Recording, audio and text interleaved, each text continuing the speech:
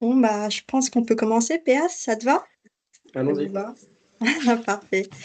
Bon, bah, déjà, bienvenue à tous. Merci beaucoup d'être là. Donc, nous vous avons invité à participer à ce webinaire pour assister en avant-première aux résultats du baromètre de l'ostéopathie. Donc, c'est une enquête que nous avons lancée il y a quelques mois. Donc, déjà, avant de parler de l'enquête, on va aussi un peu se présenter, je pense. Je vais commencer du coup, PA. Oui, Moi, c'est Cassia. Pour ceux qui me connaissent déjà, en tout cas, c'est moi, votre interlocutrice principale chez MedSmart, pour ceux qui utilisent déjà la solution. Donc, ça fait un peu plus de 2 ans que je suis dans l'équipe et voilà, c'est un plaisir d'être là.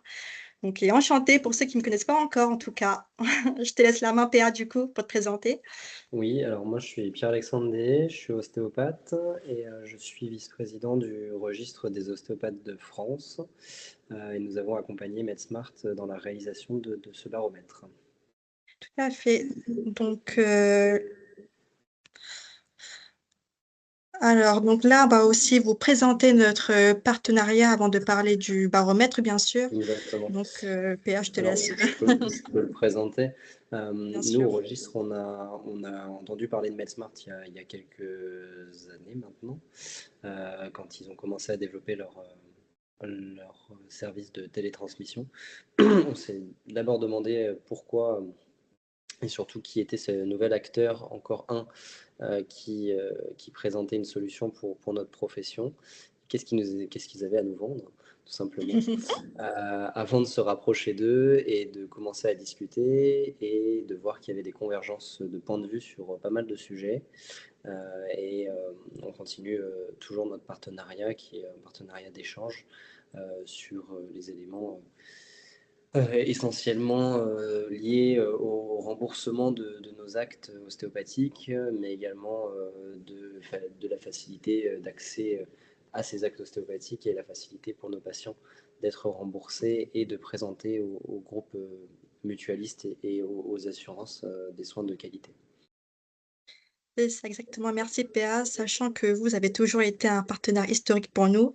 On a réalisé pas mal d'événements ensemble, notamment la tablée de l'ostéopathie, l'apéro ostéo. On s'est aussi rencontrés au bureau, en tout cas avec mon équipe et toi. On a quand même partagé pas mal de choses ensemble. Voilà, c'est aussi une fierté pour nous d'être partenaire avec vous. Voilà. Merci beaucoup, PA. Du coup, je te laisse aussi présenter le contexte de Ouais. l'étude, pourquoi nous avons réalisé ce baromètre. Alors, MedSmart est venu nous interroger sur la faisabilité d'une nouvelle étude ou d'une énième étude, je ne sais pas comment le dire, sur notre profession, parce qu'il y en a eu plusieurs de fait, pas forcément aussi cadrées que celles qu'on a réalisées. Et on a tout de suite répondu présent en travaillant notamment sur l'élaboration des questions qui ont été posées. Pourquoi faire un baromètre? Je pense que notre profession aujourd'hui est à un tournant. Elle mute dans ses pratiques, elle mute également dans les ostéopathes présents sur le territoire et sur leur formation. Elle mute par les outils utilisés, par également les pratiques utilisées. Et du coup, tout ça engendre beaucoup de questionnements dans notre profession, beaucoup de questionnements autour des enjeux, notamment économiques, de l'installation et de l'accompagnement des professionnels. Donc, on a voulu poser des questions variées sur le cadre d'exercice, sur le ressenti des ostéopathes de leur profession et où est-ce qu'ils voient leur profession demain, et également sur le cadre réglementaire et législatif de notre exercice actuellement. Ok, super, merci beaucoup, PA. Comme ce qu'a dit PA, on va vous présenter les objectifs du baromètre, c'est-à-dire que nous, les objectifs, ce n'est pas seulement de présenter l'état des lieux de la profession, pardon, mais c'est aussi de comprendre en fait vos défis rencontrés en termes de reconnaissance institutionnelle, en termes de réglementation et d'accès aux soins. Nous, on veut vraiment aussi vous accompagner dans l'évolution de la profession. Donc, c'est pour ça que nous avons voulu réaliser ce baromètre avec vous. Donc, voilà pour les objectifs du baromètre. Je te laisse présenter le profil des répondants, PA, pour les Alors, il a été pourcentages? très difficile de savoir combien d'ostéopathes ont été interrogés, on a envoyé cette étude via push mailing, via diffusion assez large, donc c'est difficile Mmh. d'avoir Les notre réseaux audience. sociaux, Voilà. il y a eu plusieurs Euh, campagnes, donc Par contre, on sait aujourd'hui qu'on a quand même 762 répondants à l'ensemble des questions de l'enquête. Ce qui est assez intéressant, c'est que sur ces 762 répondants, et c'est quelque chose que moi j'ai remarqué parce que ce n'est pas le premier baromètre qu'on a réalisé au registre. Il y en a des beaucoup plus anciens sur des questions peut-être plus ciblées, où mmh. c'était souvent des répondants plutôt jeunes avec peu d'expérience professionnelle. Là, on a quand même une grosse majorité, 68% de répondants ayant plus de 10 ans d'expérience, et également des retraités. Donc ça, Mmh. c'est quand même assez intéressant parce que ça donne un certain recul sur la pratique aux réponses apportées à l'enquête. Alors, Exactement. on note aussi que sur les répondants, il y en a quand même une petite partie qui sont également kinésithérapeutes, donc qui pratiquent une autre profession que la profession d'ostéopathe. Exactement. Ensuite, donc là, on va parler de la reconnaissance de l'ostéopathie, donc un grand sujet Alors, avec un grand chiffre. c'est ça, Je on te va vous laisse. faire un petit tour de questions, pas toutes les questions, mais un petit tour de certaines questions qui sont un petit peu marquantes dans cette enquête. Tout d'abord, la question de la reconnaissance de l'ostéopathie. A été posée la question très subjective de qu'est-ce que les ostéopathes pensent de cette reconnaissance. En grande majorité, donc 71,3%, ils pensent qu'elle n'est pas assez reconnue. Je pense que c'est quelque chose qui est assez consensuel dans notre profession, qui fait consensus sur l'ensemble de notre profession. On ne se sent pas forcément assez reconnu, assez valorisé. Certains pensent que c'est suffisant, d'autres pensent qu'on ne l'est pas du tout. Bon. Après, quand on ventile cela par les années d'expérience, on s'aperçoit que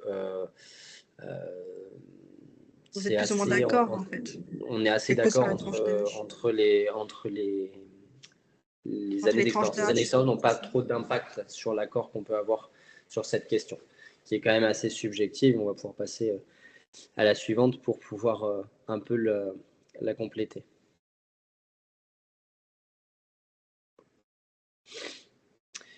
Donc effectivement, la précédente question était assez subjective sur qu'est-ce qu'on pense de manière globale sur notre reconnaissance, mais après, il faut savoir ce que veut dire reconnaissance. Du coup, on a posé une question plutôt sur la reconnaissance dans l'axe devenir une profession de santé et puis être une profession intervenant dans le champ de la santé, comme on l'est aujourd'hui. On s'aperçoit également qu'une grosse partie des répondants, 74,4%, sont pour cette reconnaissance. Et plus les ostéopathes ont une expérience professionnelle importante, plus ils sont pour. Voilà. A contrario, les plus jeunes dans la partie contre sont plus nombreux proportionnellement. Exactement. Tu as d'autres précisions sur ces Non, statistiques? là on est sur les Ok. statistiques, après on pourra en apporter. Bien sûr, pour les raisons, les motivations. Exactement. Trop bien. C'est ce qu'on va voir par la suite. Alors, Alors là, justement, on a un petit peu extrait les motivations qui poussaient les répondants à notre enquête mhm. à, euh, à dire qu'ils étaient contre la reconnaissance de l'ostéopathie et je vais essayer d'apporter des éléments euh, permettant de répondre aussi à, à l'ensemble de ces citations. Il y a un premier élément qui ressort et qui surgit toujours lorsqu'on parle de reconnaissance de l'ostéopathie, alors que ce soit comme profession de santé ou une reconnaissance plus à même de notre titre, c'est l'aspect financier et tarifaire. Toutes les professions de santé aujourd'hui inscrites comme telles ne sont pas forcément soumises à des contraintes tarifaires, financières, du point de vue de la sécurité sociale, comme on l'entend très souvent. Certaines sont même très autonomes, ont une indépendance professionnelle qui est très importante. Par contre, c'est certain que d'être plus reconnu comme profession de santé va apporter peut-être plus de complexité administrative par le fait qu'on va rentrer dans des réseaux de soins, en tout cas euh, dans, dans un réseau voilà, de santé plus prenant pour nous. Mais ce qui nous apportera, à mon avis, plus de liberté dans nos pratiques si on s'empare de cette liberté et qu'on explique bien ce qu'on fait. Voilà. Après, pour ce qui est de l'indépendance de la prescription médicale, c'est pareil que la contrainte financière et la tarification. On peut tout à fait être profession de santé et rester indépendant de la prescription médicale. Beaucoup d'actes aujourd'hui pratiqués par des professions de santé ne sont pas soumis à la prescription médicale. C'est le débat législatif, réglementaire qui fera qu'à un moment donné, on restera indépendant, si on veut rester indépendant. Et je pense que tout l'enjeu de la structuration de notre profession aujourd'hui, c'est de devenir adulte, de s'emparer du sujet, tous, de se mettre tous autour de la table pour éviter un certain nombre d'écueils qui, à mon avis, fait consensus dans toute la profession, parce que quand on voit effectivement l'ensemble des modifications qui porteraient à voter contre la reconnaissance de notre profession, dans cette enquête, on s'aperçoit quand même que c'est des éléments qui peuvent être partagés par ceux qui ont également voté pour et qui pourront éventuellement être débattus et sur lesquels on doit s'arc-bouter demain si on a une meilleure reconnaissance de notre profession. Trop bien, merci Père. Sachez que si vous avez des remarques ou des questions, on peut échanger à la fin du webinaire, donc notez-les si jamais vous les Bien avez sûr. en tête actuellement. Ensuite, du coup, on va passer Alors aux là, pour le coup, les motivations pour... motivations pour la Ouais, reconnaissance, je pense qu'on en a déjà parlé un petit c'est peu. ça. Et Est-ce que tu veux euh, rajouter quelque chose, peut-être? alors, rajouter quelque chose, non, je pense que on est À sur l'oral, je veux dire. toujours la même chose. C'est toujours une histoire de valorisation, de crédibilité et de régulation Mhm. qui va permettre que la meilleure reconnaissance, en tout cas la reconnaissance en profession de santé, va pouvoir apporter. Et effectivement, bon, le dernier point sur la réduction de stigmatisation, je pense qu'on est sur la catégorie de ceux, les 11% qui pensent qu'on n'est pas du tout reconnu. Mais je pense que le chemin, il est plutôt vers la reconnaissance et que justement, cette reconnaissance va permettre une meilleure valorisation, une meilleure intégration, une meilleure Mhm. régulation de nos pratiques et une meilleure mise au jour de ce qu'on est capable de faire et d'apporter au système de soins et de santé. Super, merci beaucoup PA pour cette présentation. Donc là, on va passer aussi à un autre sujet. Donc c'est la deuxième recommandation de l'IGAS. Est-ce qu'il faut reconsidérer le cadre de la formation en ostéopathie? Donc je te laisse interpréter les Oui. résultats qui sont très Alors, significatifs. le rapport de l'IGAS, donc l'Inspection générale des affaires sociales, a mis au jour dans ses différentes recommandations, après avoir fait une synthèse et un état des lieux de notre profession, et pas que de la formation, hein, de l'ensemble de la profession, qu'il fallait reconsidérer le cadre formatif en ostéopathie. Euh, les répondants à notre enquête sont en accord avec ce sujet-là à 80%, entre 80 et 89%. Ce pourcentage évoluant en fonction des années de pratique euh, Mhm. des, des, des répondants. Ça met un petit peu en perspective aussi parce que je pense que les répondants ayant plus de 10 années de pratique professionnelle ont été formés sous l'ancien référentiel ostéopathique, alors que les plus récents, les plus jeunes, hein, entre 0 et 5 ans d'expérience, ont été formés sur le nouveau référentiel. Donc ça peut changer aussi, ça peut un petit peu biaiser euh, le rapport qu'on a à l'idée de la formation à l'heure actuelle en ostéopathie. Bon, ça c'est une petite aparté, mais dans tous les cas de figure, je pense que reconsidérer le cadre de cette formation peut être intéressant. Après, on n'a pas posé ici les modalités. L'IGAS a fait un rapport qui était juste de dire qu'il y avait une trop forte hétérogénéité de la formation sur le territoire encore, et que c'était très compliqué d'y voir clair et qu'il fallait... il ne recommande pas réellement d'axe de travail, mais en tout cas, il demande à ce que éventuellement ce soit débattu. Ok, ok. Donc là, on va passer à la troisième recommandation. Donc là, on parle plutôt de structure. Donc, Alors là, je te laisse en dire plus. on est plutôt sur un sujet qui agite l'ostéopathie et puis qui nous agite nous au registre depuis longtemps parce que c'est un sujet qui, depuis 1980 et la création du registre, est, on va dire, notre fil rouge, nous, au registre. Donc, c'est la création d'une structure qui chapeauterait notre profession, ou du moins qui permettrait à l'ensemble des recommandations d'être installées dans notre profession. Les répondants ont plutôt répondu favorablement à cette, à cette question. Ce que je remarque quand même, c'est que les répondants avec plus de 10 ans d'expérience répondent un petit peu moins favorablement que les plus jeunes. Alors, si je le mets un petit peu en perspective, après, ça reste que mon avis et qui n'est pas forcément très objectif sur le sujet.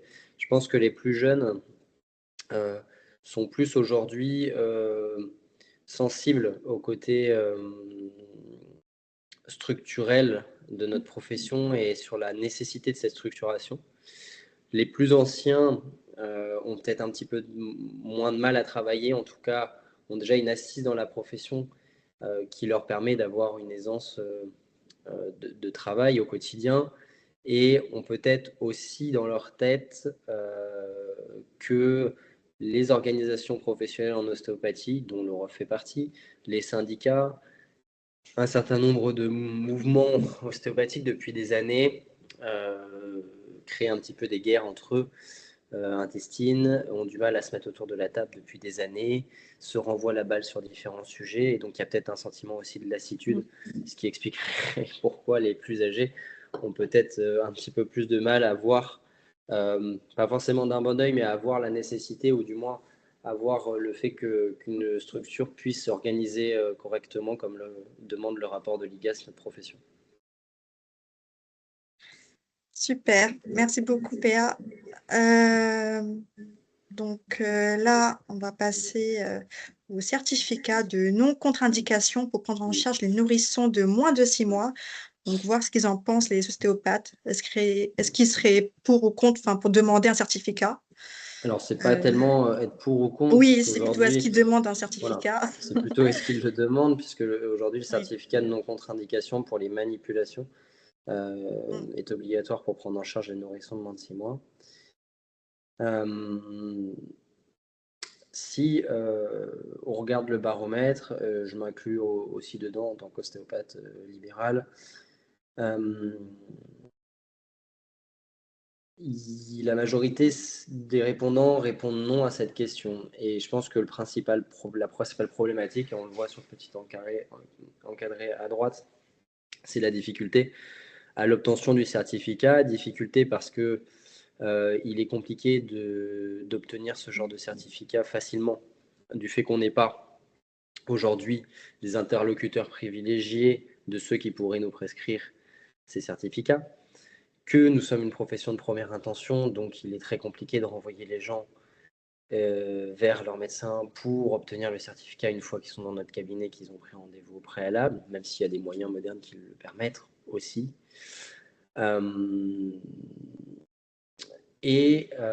Je pense que l'autre aspect, c'est, et moi je le vois pour en discuter, moi à titre personnel, parce que je suis associé avec un pédiatre et des médecins généralistes dans mon cabinet, c'est le fait que n'étant pas aujourd'hui une profession de santé avec un cadre bien établi, les médecins, qui sont aujourd'hui ceux qui pourraient nous obtenir ces certificats, ne connaissent pas la pratique ostéopathique, ou du moins la connaissent par le biais de leur expérience personnelle ou de l'expérience de leurs patients, ou de leur, voilà, de leur ouverture d'esprit.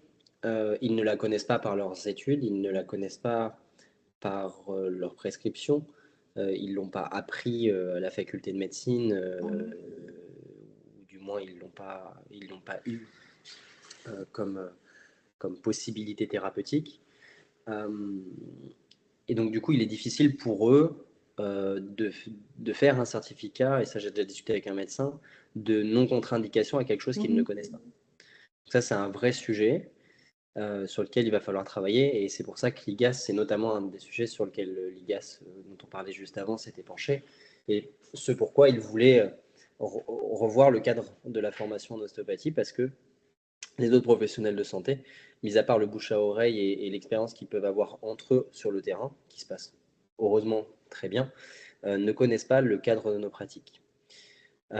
Sur cette question-là, moi, ce qui me chagrine un petit peu plus, et c'est là où on voit tout l'intérêt du débat de la structuration de notre profession, c'est les répondants qui sont quand même environ 25% à répondre qu'ils ont confiance en leur jugement professionnel et qu'ils sont dans le rejet de cette nécessité de certificat. Ça me pose problème à deux titres, et ça nous pose problème à deux titres, c'est que ce cadre réglementaire dans lequel aujourd'hui nous pratiquons tous, il a été établi parce que nous en étions d'accord, ou du moins la majorité, la démocratie a décidé que nous étions d'accord avec ça. Même si ça peut être débattu, aujourd'hui, il faut s'astreindre à rester dans ce cadre réglementaire. Et l'évolution de notre structuration nous permettra certainement de demain sortir de ce cadre réglementaire, ou du moins montrer que nous sommes capables et matures, ou mûrs, je ne sais pas comment le dire, de sortir de ce cadre réglementaire et que nous sommes capables de faire autre chose. Et dire aujourd'hui, je critique, je rejette la nécessité du certificat de non-contre-indication, alors qu'il fait partie d'un cadre réglementaire qui nous protège, avant tout, à mon avis, nous dessert plus que nous sert. Je pense qu'il faut rester dans ce cadre, et qu'à côté de ce cadre, il faut nous structurer, pour pouvoir démontrer qu'on est capable d'en sortir demain, et que potentiellement, on est, comme je le disais, mûr ou mature pour pouvoir demain, peut-être ne plus avoir besoin de certificat de non-contre-indication, parce qu'on sera une profession mûre de première intention qui sera capable de montrer qu'elle est capable en toute sécurité de prendre en charge des nourrissons de moins de 6 mois. Super, merci beaucoup PA. Du coup, est-ce que tu as aussi autre chose à ajouter sur les Sur ce sujet, certificats non. surtout? Ok, trop bien, super. S'il y a des questions après, Oui, bien sûr, on va échanger à la suite du webinaire, donc n'hésitez surtout pas à noter vos questions. Alors, quand on parle de l'avenir de l'ostéopathie, on parle aussi d'automatisation des remboursements mutuels. Déjà, j'aimerais savoir, est-ce que parmi vous, vous pouvez me dire qui utilise déjà la solution d'automatisation des remboursements mutuels? Vous pouvez lever la main pour ceux qui utilisent déjà. Espérant que je vous vois. Alors, mince. Excusez-moi. Le Teams a du mal, c'est bon. Du coup, est-ce que je vois qui lève la main? Oui, je vois Thomas Lévesque et je vois Erwan Odéon. Ok, donc vous êtes deux, si je ne me trompe pas, à utiliser l'automatisation des remboursements mutuels sur une dizaine. Ok, donc je pense que la plupart, vous ne savez pas non plus ce que c'est la solution. Donc, je vais vous présenter ce que c'est. Alors, qu'est-ce que c'est l'automatisation? En fait, ça permet d'envoyer la facture du patient à la mutuelle directement, c'est-à-dire que le patient n'a pas envoyé sa facture de lui-même à la mutuelle. Donc, en fait, ça permet de simplifier le parcours de soins et d'améliorer l'expérience patient. Et donc là, vous voyez un chiffre en grand, en bleu, donc c'est 97%. Ce chiffre-là, c'est le pourcentage des patients qui souhaitent que leur ostéopathe automatise leur demande de remboursement après chaque consultation. Donc, c'est une enquête qui a été menée en 2024 auprès de 3000 répondants. Et en fait, ce qui est intéressant aussi, c'est que ce pourcentage a augmenté depuis 2021, puisque nous avons aussi réalisé cette enquête auprès de 1000 répondants du coup, en 2021, et ce qui représente 84%. Donc, c'est un chiffre en hausse. Donc, durant ce baromètre, nous avons demandé aux ostéopathes, donc à vous, savoir ce que vous en pensez sur l'automatisation des remboursements mutuels. Donc là, on va vous présenter les raisons. Du coup, on va commencer par les freins sur ce que vous en pensez sur cette solution. Donc là, nous voyons qu'il y a quand même 37% qui pensent que c'est de l'assistanat des patients. En fait, enfin, avant, on appelait plutôt ça la télétransmission mutuelle. Donc, ça permet d'accompagner le patient. Ça ne déresponsabilise pas le patient. Donc, ça permet tout simplement un remboursement plus fluide, c'est-à-dire plus simple et un remboursement aussi plus rapide. Donc, c'est vraiment une amélioration du parcours de soins. Donc, on est vraiment là pour accompagner et pour simplifier le remboursement. Donc là, vous avez aussi des citations, des phrases clés que nous avons relevées durant le baromètre. Nous avons aussi également 34% qui pensent que c'est du tiers payant. Donc, l'automatisation des remboursements mutuels, ce n'est pas du tout du tiers payant, puisque en fait, le patient, il vous paye comme d'habitude. Donc, en aucun cas, on influe sur un paiement différé ou sur votre finance. Donc, ça ne change rien. Le patient, il vous paye comme d'habitude. Nous, tout ce qu'on fait, c'est simplement envoyer la facture automatiquement à la mutuelle du patient pour qu'il puisse être remboursé plus facilement et plus rapidement. Donc, c'est vraiment un accompagnement, en fait, pour qu'il soit mieux remboursé. Et ensuite, nous avons 29% qui pensent que c'est de l'ajout de paperasse pour le praticien. En fait, la solution a été pensée pour que ce soit simple et rapide.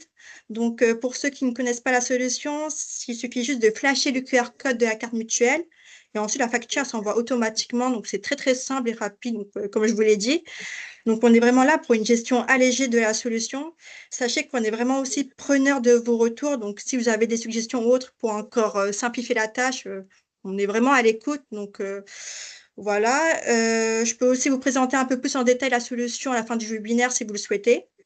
Donc là, je vous ai principalement résumé les freins sur lesquels les ostéopathes seraient réticents à offrir l'automatisation des remboursements mutuels. Donc là, par la suite, je vais vous présenter du coup les raisons pour lesquelles les ostéopathes offriraient cette solution. Donc, on a quand même 65% qui pensent que ça permettrait de faciliter les remboursements des patients. Donc, nous avons la citation: beaucoup de patients, malgré la facturation automatique, n'envoient pas leur demande.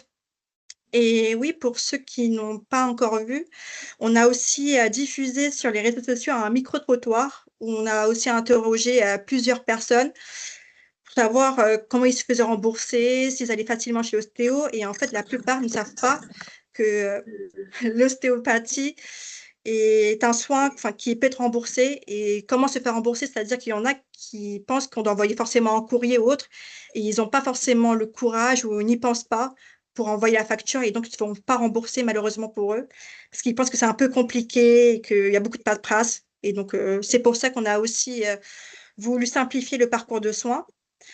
Ensuite, nous avons 17% qui pensent que ça apporterait de la légitimité et de la reconnaissance. Donc, ça rejoint ce que PA vous a dit. Donc, on a quand même plus de 70% qui pensent que la profession n'est pas assez reconnue. Donc, vous avez aussi une citation à droite: permet au patient de nous considérer comme faisant partie de son équipe de santé sans nous placer en marge. 11% pensent qu'il y aura aussi une meilleure accessibilité à l'ostéopathie. Donc oui, si les patients savent que l'ostéopathie peut être facilement remboursée, ils seraient plus enclins à venir vous voir, à venir vous consulter. Donc ça permet vraiment en fait de simplifier son parcours de remboursement. Donc nous avons la citation: parce qu'une automatisation voudrait dire plus d'accès aux soins, qu'un remboursement plus facile.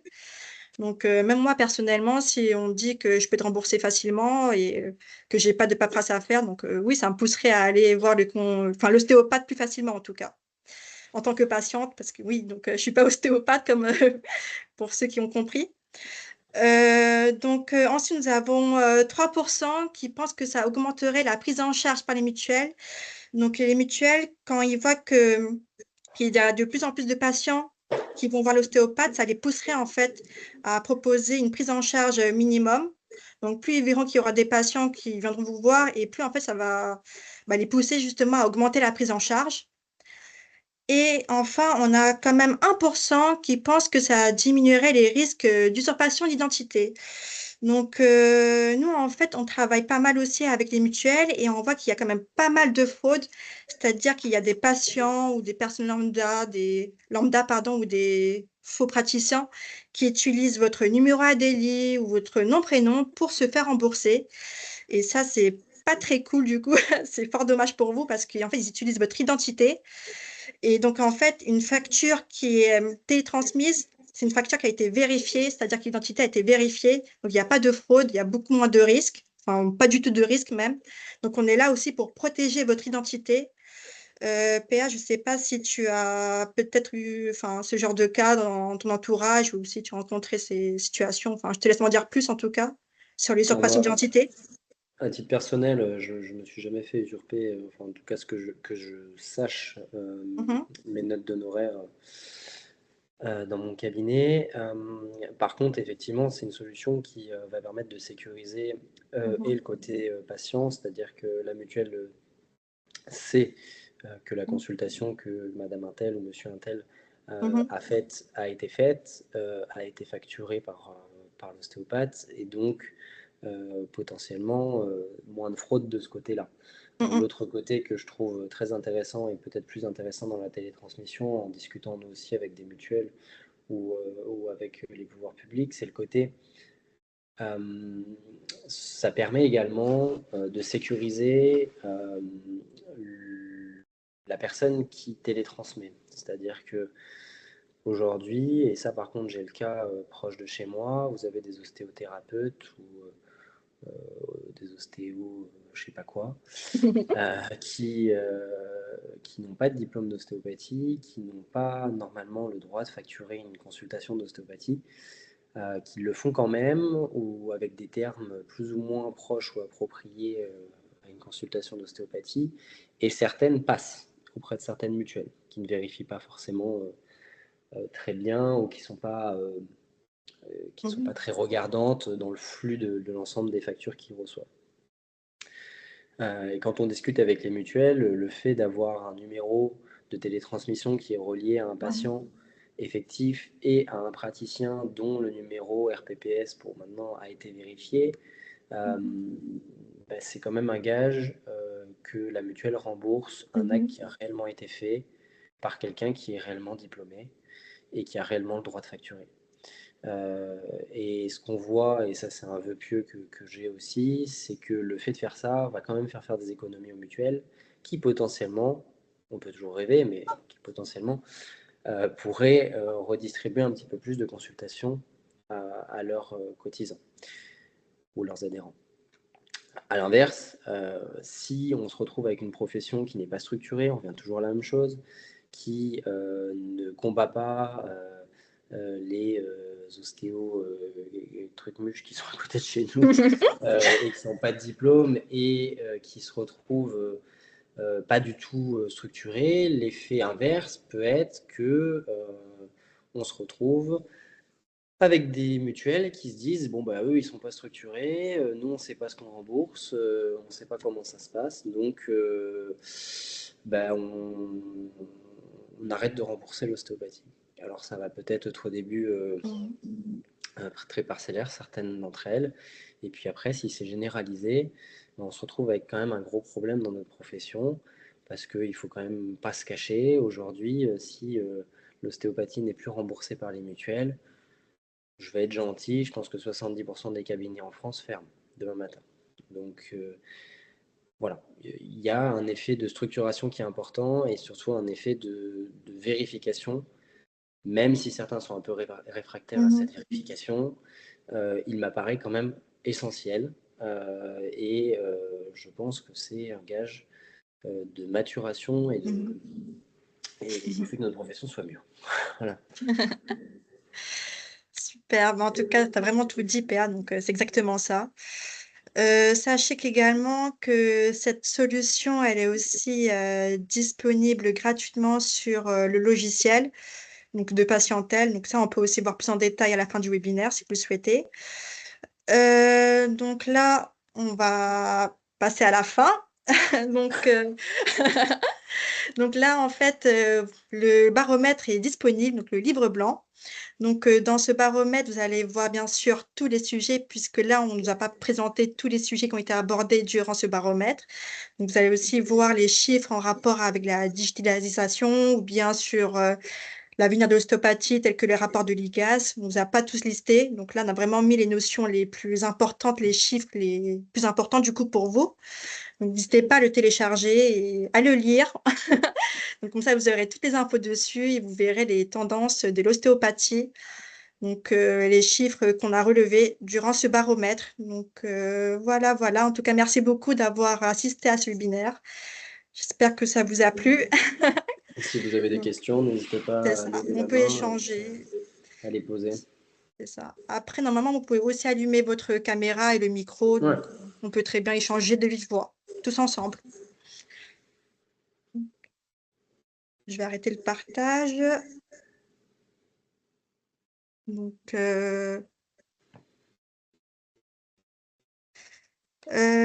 j'ai vu que Thomas pose des questions. Sinon, il y a aussi Selma, ma collègue, qui peut aussi vous répondre sur le chat pour information. Thomas, tu as levé la main, c'est bien ça? Vas-y, Thomas. Tu peux me mettre du micro, hein. Oh. Vas-y, je te laisse. Vous m'entendez? Super. Ouais. Oui, Bonjour. bonjour. Bonjour à tous. Bonjour, Thomas. Une question toute simple. C'est concernant l'utilisation en fait de MedSmart par rapport aux mutuelles connectées. Pour le moment, il y a Génération, Helium. En fait, Mhm. ce qui passe souvent, c'est que les patients ont des mutuelles, Harmonie Mutuelle, je dis un exemple au hasard, mais qui ne font pas partie de la boucle. Et souvent, ce qui se passe, c'est que même si je scanne en fait le QR code, du coup, la mutuelle n'étant pas prise en charge, ça ne télétransmet pas. Donc en gros, ça ne change pas au parcours habituel où il y a facture pour la mutuelle, le patient envoie sur son espace client.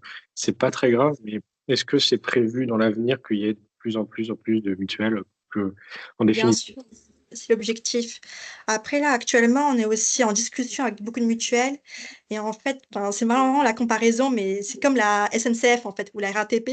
C'est-à-dire qu'on prévoit une date de sortie de RER ou autre. Et au final, bah, ça retarde parce que, en fait, ce sont des aléas, malheureusement. Et comme ce sont des grandes structures, ça peut prendre beaucoup de temps. Mais en tout cas, on est en cours de discussion. Ça avance, mais on vous tiendra au courant. Mais oui, actuellement, les mutuelles qui sont connectées sont bien Génération Helium. En tout cas, avec elles, vous pouvez très bien télétransmettre à 100%. Donc, aucun souci. Donc, vous pouvez déjà simplifier le parcours de soins pour ces mutuelles. Et les autres arrivent très prochainement. Donc, on vous tiendra au courant. entendu? Merci beaucoup pour la question, Thomas. Deuxième petit point, si c'est possible, sur les logiciels aussi, est-ce que c'est prévu qu'il y ait plus de logiciels intégrés du coup dans la télétransmission que WebOstéo Bien sûr, ça arrive très prochainement. Donc, après, tu es déjà au courant du prochain. Donc, vous le saurez. Mais en tout cas, en 2024, là, on aura beaucoup de logiciels. Donc oui, ce sera une solution qui est disponible, qui sera disponible gratuitement, donc intégrée directement sur votre logiciel de patientèle. Donc je complète un peu ce qu'a dit Thomas. Actuellement, c'est disponible sur WebOstéo, mon cabinet libéral, ostéopathe.pro et Abaseo. Et très bientôt, un prochain logiciel. Je ne dirai pas le nom. réponse? Super. C'est clair. Est-ce que vous avez peut-être des questions sur la reconnaissance de l'ostéopathie, sur ce que vous en pensez? Est-ce que vous êtes d'accord ou vous êtes étonné des résultats peut-être?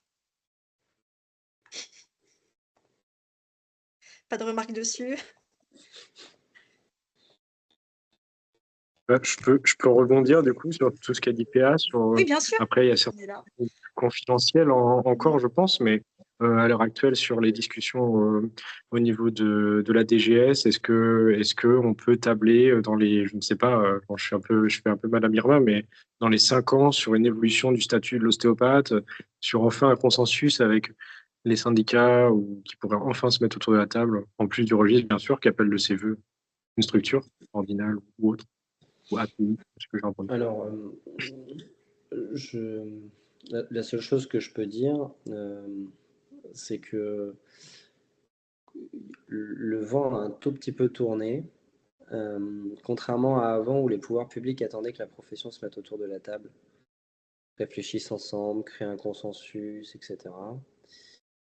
Je crois que nos interlocuteurs, en tout cas institutionnels, ont compris que c'est pas possible, qu'il y aura toujours des mécontents. Euh, que par la force des choses, comme nous sommes un titre partagé, on a beaucoup de personnes qui viennent d'horizons différents. Donc, c'est difficile de rendre cohérents les discours de tout le monde. Donc, ils ont compris ça. Mais du coup, ça a un effet inverse qui est assez intéressant. C'est que du fait qu'ils commencent à s'y intéresser fort, surtout par l'aspect sécuritaire, et par ce biais-là, ils se rendent compte qu'il va falloir faire quelque chose. Et du coup, les syndicats, les organisations dont on fait partie aussi, commencent à se mettre autour de la table.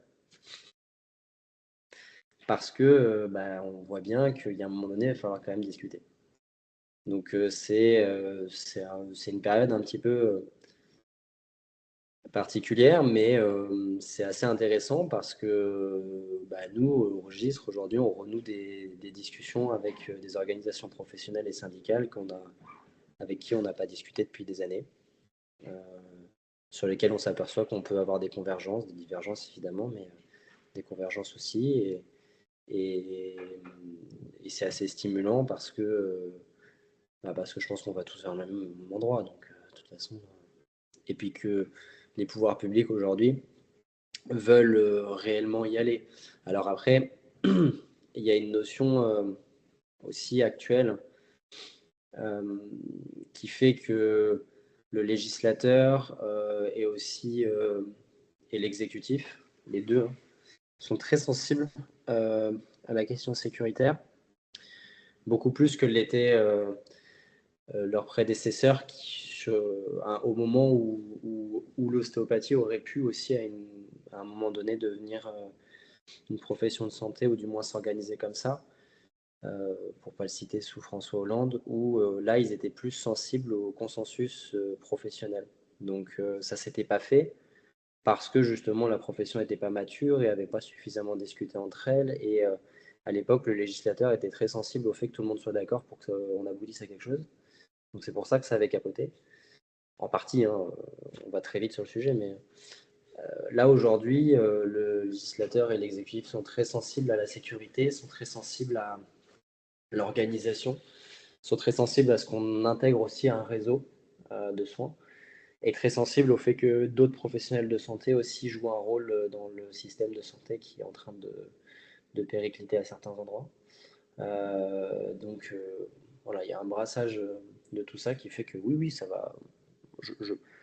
Après, voilà, c'est comme dit Cassia, c'est un peu comme la SNCF aussi, c'est-à-dire qu'il y a des aléas et leur timing n'est pas forcément le nôtre ou celui qu'on espère, mais bon, t'es jeune, je suis jeune, je pense qu'avant la fin de avant notre retraite, on verra quelque chose. Ça résume tout alors.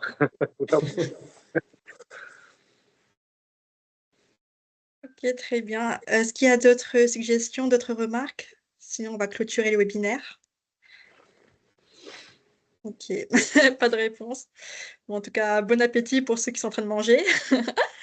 Et bon, on vous enverra le baromètre et bien sûr le replay par email. Exactement. Donc voilà, bon, merci beaucoup en tout cas. Bonne Passez une journée très à bonne tous. journée. Bonne journée. Au Merci. revoir. Au revoir.